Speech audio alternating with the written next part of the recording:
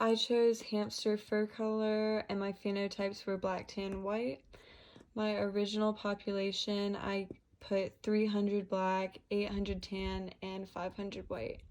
You can find your allele frequencies by using these numbers. So for big B, which is P, I doubled 300 and added it to 800 divided by double the total. And you do the same thing for the little b, but you use 500 in place of the 300.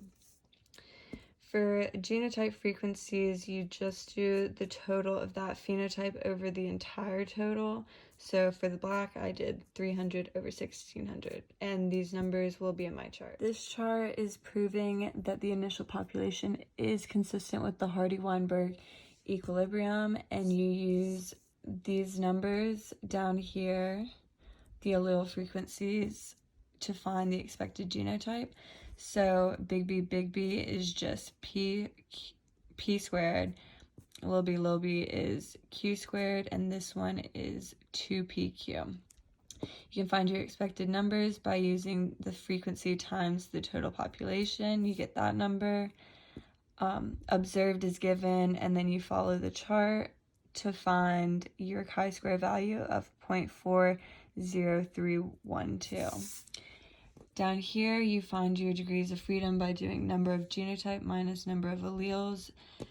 That gives you a critical number of 3.84, and in our case, our number is less than the critical number, so we fail to reject, and it is consistent with the equilibrium. The Hardy-Weinberg equilibrium states that the frequency of a specific allele should be constant throughout generations, and selection allows for variation, which violates this rule, which this chart is going to show.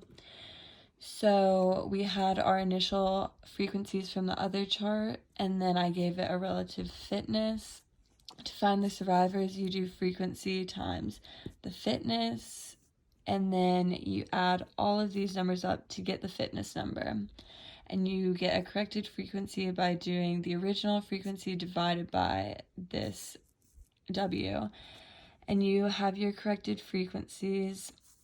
So comparing the before and after selection, the number of blacks goes up, tan and white both go down. So this one is directional.